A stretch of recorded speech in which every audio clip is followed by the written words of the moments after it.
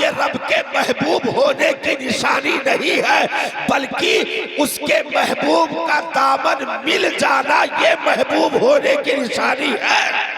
बेशक बेशक, वाह। तो अल्हम्दुलिल्लाह कल भी हमें इस नेमते उज़्मा पर फख्र था, आज भी है और हमेशा रहेगा, आज भी है और हमेशा रहेगा। हमें नजर लगाने के लिए बहुत सारी कोशिशें होती रही और हो रही है। ऐसा नहीं है कि कोशिश बंद रहे, बंद है या बंद हो जाएगी, ये कभी नहीं हुआ। लेकिन एक बुनियादी चीज याद रखें। 2-4 मिनट में मैं गुफ्तगू एक लाइन से शुरू करने वाला हूं। जी बहुत अच्छा। ये तो ऐसे है, बाउंड्री मार रहे हैं कि कुछ लोग भाग गए बेचारे आ जाए, तो एक बुनियादी गुफ्तगू आपसे करनी है। जी बहुत अच्छा, माशाअल्लाह। किसी कौम को तबाह बर्बाद करने के लिए इस दुनिया में एक नक्शा तैयार किया गया। जी देखिए, आज तक कोई भी कौम तलवार के जरिए से नहीं मिटी है, ये बिल्कुल ख्वाबे खाम है। हाँ, ये ख्याल ही गलत है। आज तक किसी कौम को खत्म करने के लिए तलवार को यूज नहीं किया गया, नेज़े भाले, बम और बारूद को यूज नहीं किया गया, क्योंकि इन चीजों से कौमें खत्म नहीं होती हैं, बल्कि मजीद बढ़ जाती है, तरक्की पा जाती है। जितना काटा जाएगा उसी कदर वो बढ़ते जाएंगे, शाखें निकलती जाएंगी। तो किसी कौम को मारने के लिए आज तक दुनिया में तलवार का इस्तेमाल नहीं हुआ, बम और बारूद का इस्तेमाल नहीं हुआ, बल्कि उनको मारा कैसे जाए, उनको तबाह बर्बाद कैसे किया जाए। तो किसी कौम को बर्बाद करने के लिए 2-3 चीजें नुमाया तौर पर इस दुनिया में इस्तेमाल की गई। एक तो यह है कि उस कौम को उसके मजहब से अंगूठा टेक कर दो। जी, अगर कौम को मारना है तो उसे पहले जाहिल कर दो, उसके मजहब से अंगूठा टेक कर दो, और उसे इतना यतीम कर दो कि सगे बाप के जनाजे पर खड़े होकर दुआ भी ना पढ़ सके। उसे इतना यतीम कर दो कि माँ की कब्र के सिरहाने खड़े होकर कुरान की चंद आयतें भी पढ़ने के काबिल न हो। निकाह के फार्म पर भी वो अंगूठा लगाने पर मजबूर हो। उसे इतना यतीम कर दो, क्योंकि तलवारों से अगर गर्दनें काटी गई तो एक नस्ल कटेगी, दूसरी नस्ल उठकर खड़ी हो जाएगी। ये मर नहीं सकते। अगर इन्हें मारना है, निस्तो नाबूद करना है, तो इन्हें अव्वल नंबर पे अंगूठा टेक कर दो। न इन्हें मजहब का कानून मालूम हो, न इनके किताब की एक आयत ज़बानी याद हो, न इन्हें अपने शरीयत का मसला याद हो, न अपने नबी की सीरत याद हो, न सहाबा का कैरेक्टर याद हो। क्योंकि अगर ये जरा भी होश में आए, जरा भी होश में आए, तो फिर इनकी कोख से बेटे नहीं सलाहुद्दीन अय्यूबी पैदा हो जाएंगे। अगर ये जरा भी होश में आए तो फिर नूरुद्दीन जंगी जैसे लोग आंखें खोल देंगे। अगर ये जरा भी होश में आए तो तारिक बिन जियाद जैसे लोग उठकर खड़े हो जाएंगे।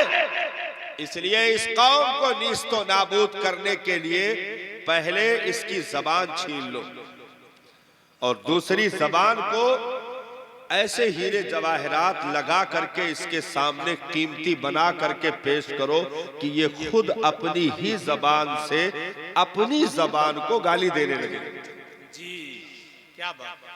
दूसरों का कैरेक्टर इसके सामने इस कदर तरक्की का लेबल लगा करके डाल दो, ये खुद अपने ही नबी के कैरेक्टर पर एतराज करने लगे। दूसरों की तारीखों को इसके सामने ऐसे उठाकर रख दो कि ये अपनी तारीख को झूठा कहने लगे। जी, यानी ये खुद अपने हाथ से अपना गला घोट ले। अगर दूसरा मारेगा तो जुल्म कहा जाएगा, ये खुद ब खुद मरेगा तो इसकी जिल्लत कही जाएगी, इसकी रुसवाई कही जाएगी।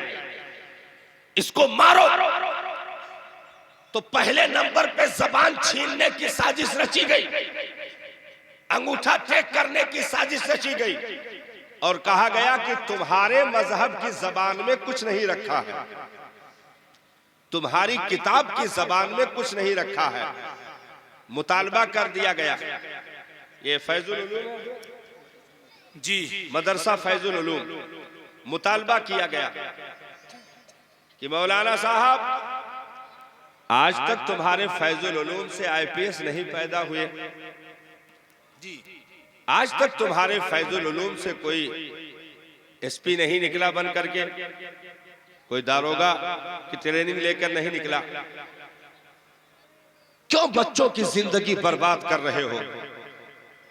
इस तरक्की याफ्ता दौर में तुम्हारे मदरसे से, फैजुल उलूम की दरसगाह से आईपीएस आईएएस पैदा होना चाहिए, एमबीबीएस की डिग्री लेकर आने वाला होना चाहिए, एलएलबी की डिग्री लेकर निकलने वाला चाहिए। यानी ये अलग से एक प्रेशर डाल करके हमारी कौम के जहनो दिमाग को गुमराह करने की कोशिश की गई कि तरक्की कुरान की जबान में नहीं है, तरक्की कानून शरीयत में नहीं है, तरक्की मजहब के कानून में नहीं है, तरक्की पैगंबर की सीरत में नहीं है, तरक्की अमेरिका को फॉलो करने में है, अंग्रेज की जबान को अपनाने में है, उसके कल्चर को अपनाने में है, उसकी सोसाइटी के मुताबिक जीने का हुनर रखने वालों को तरक्की मिलती है। जो अपनी गर्दन में हजरत ईसा को दी गई सुलैब का निशान बना करके जहन्नम के कुंजी के तौर पर अपनी गर्दन में लटकाए उसे कामयाबी है। जो उनकी तरह खड़े होकर के पेशाब करे वो कामयाब है, जो उनकी तरह खड़े होकर के खाना खाए वो कामयाब है। तुम्हारे मदरसों से आईपीएस नहीं निकल रहे हैं, एमबीबीएस नहीं निकल रहे हैं, एलएलबी की डिग्री लेने वाले नहीं निकल रहे हैं। हमारे लोग झांसे में आ गए, झांसे में आ गए और खुद ही इनकार करने लगे और कहा बात तो सही हो रही है, क्या फायदा है ऐसे मदरसों का जहां बच्चों का फ्यूचर खराब कर दिया जाए, क्या जरूरत है ऐसे कुरान को पढ़ाने की जिसको पढ़ने के बाद दुनिया में तरक्की ना मिल सके। हमने कहा ये शिकारी पुराने हैं साहब, जाल नया लेकर आए हैं। जी ये शिकारी पुराने हैं, जाल नया लेकर के आए हैं। ये वही लोग हैं जिन्होंने नबी के खाने में जहर डाला था। जी ये वही लोग हैं जिन्होंने फारूक आजम के कत्ल की साजिशें रची थी। शिकारी अपना होलिया बदल ले, जाल बदल ले तो उसके इरादे में तब्दीली नहीं आती है। कल भी ये तुम्हें जिल्लत में देखना चाहते थे, आज भी देखना चाह रहे हैं, तुम्हारी तरक्की नहीं चाह रहे। मैंने कहा ओ दुनिया में तरक्की का ढोंग रचने वालों, मुझे जरा बताना कलेजे पर हाथ रखकर कितनी किताबें सहाबा को पढ़ाई गई, कितने टीचर्स रखे गए पढ़ाने के लिए, कितनी यूनिवर्सिटियां बनाई गई। तो पूरी दुनिया में अव्वल नंबर पर अगर यूनिवर्सिटी का नाम लिया जाए तो वो असहाबे सुफ़्फ़ा के सुफ़्फ़ा का चबूतरा है। एक यूनिवर्सिटी है सुफ़्फ़ा का चबूतरा, एक यूनिवर्सिटी। निसाब में हजारों किताब नहीं दाखिल की गई, बल्कि एक किताब जिसको कुरान कहा जाता है वही निसाबे तालीम है।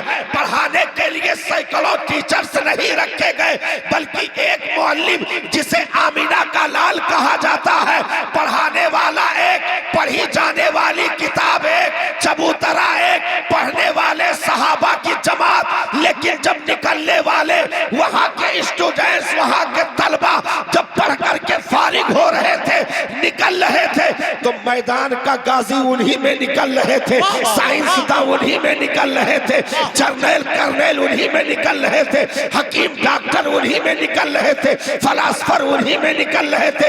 हुकूमतों का गुण सीखने वाले सहाबा उसी एक किताब से सीख रहे थे, कौम को चलाने की ट्रेनिंग लेने वाले सहाबा उसी एक किताब से सीख रहे थे।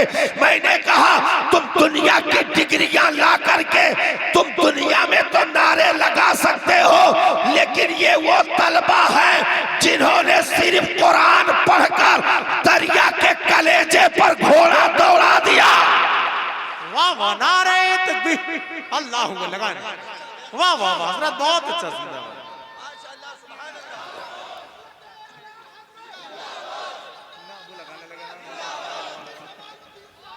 जिंदाबाद जिंदाबाद, बहुत अच्छा हजरत। एक किताब पढ़ने वालों ने दिया जाने कभी यूरोप के कलीसाओं में, कभी अफ्रीका के तपते हुए सहराओं में।